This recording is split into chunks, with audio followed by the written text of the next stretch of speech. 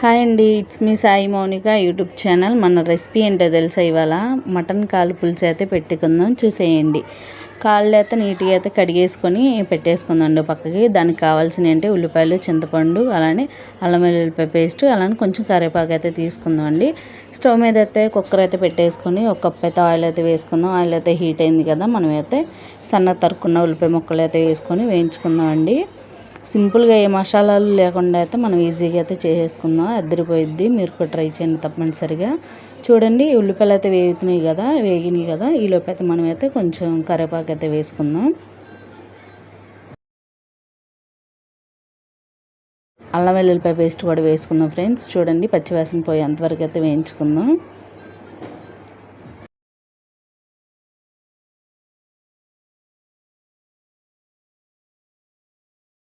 లైట్గా పసుపు అయితే వేసుకుందాం ఫ్రెండ్స్. చూడండి, ఉల్లిపాయలు కూడా బాగా వేగిపోయినాయి కదా, మనం అయితే నీట్గా కడిగి పెట్టుకున్న అవి అయితే కాళ్ళు అయితే వేసేసుకొని కలిపేసుకుందాం. నీట్గా అయితే కలుపుకుందాం. చూడండి,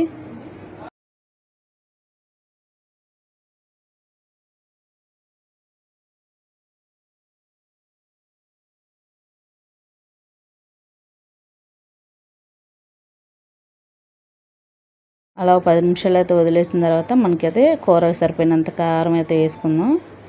చూడండి, నేనైతే స్పైసీ తింటానని చెప్పైతే 3 స్పూన్లు అయితే వేసుకున్నాను.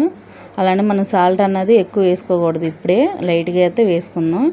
ఎందుకంటే లాస్ట్లో కర్రీ సరిపోయినంత అయితే చూసుకొని అప్పుడు వేసుకోవచ్చు. ముందుగానే వేసుకుంటే కసిమైపోయిద్ది, అందుకని చెప్పైతే కొంచెం అయితే వేసుకుందాం. లైట్గానే వేసుకుందాం ఫ్రెండ్స్. చూడండి, నేనైతే ఇక్కడ కొంచెం వేసుకుంటున్నాను. వేసుకున్నాం కదా, నీట్గా అయితే కలిపేసుకుందాం.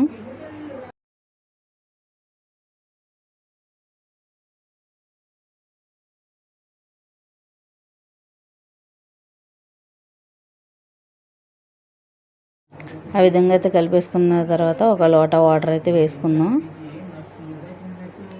మనకి ఎక్కువ కావాలంటే కనుక ఇంకో గ్లాస్ అయితే వాటర్ పోసుకోవచ్చు.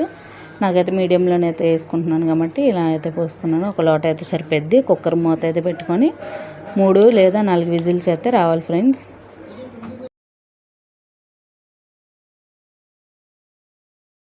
విజిల్ అయితే వచ్చేసినాయి కదా, ఈలోపు అయితే మనం ఆవిరంతా అయిపోయిన తర్వాత మూత అయితే తీసుకుందాం.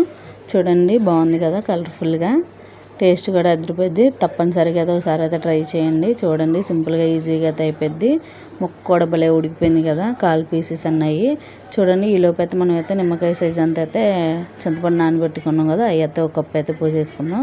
టేస్ట్ బాగుండిద్దండి, అందుకని అయితే వేసుకోవాలి. అలానే అని చెప్పైతే మనం ఈలోపు సాల్ట్ అయితే చూసుకుందాం. సాల్ట్ సరిపోయిందా లేదని చూసుకొని నేనైతే ఇక్కడ సాల్ట్ అయితే వేసుకుంటున్నాను. అలానే ధనియాల పౌడరు, అలానే జీలకర్ర, అలానే గరం మసాలా అయితే వేసుకుంటున్నాను. 3 కొంచెం కొంచెం అయితే తీసుకున్నాను. చూడండి, ఇలా కలిపేసుకున్న తర్వాత మనం కొత్తిమీర అయితే వేసుకొని ఒక 5 నిమిషాలు అయితే మనం సిమ్లో అయితే పెట్టుకొని వండించుకుందామండి. ఎందుకంటే మనం ఇప్పుడే కదా మసాలా అన్నీ వేసుకున్నాం కదా, కొంచెం ముక్కగా అయితే పట్టేటట్టు అయితే వేసుకుందాం. లాస్ట్లో ఫైనల్గా మనం కొత్తిమీర అయితే వేసుకొని ఒక 5 నిమిషాలు అయితే మూత అయితే పెట్టేసుకుందాం ఫ్రెండ్స్. చూడండి, ఈ విధంగా అయితే కొత్తిమీర అయితే వేసుకున్నాం కదా, కలిపేసుకుందాం.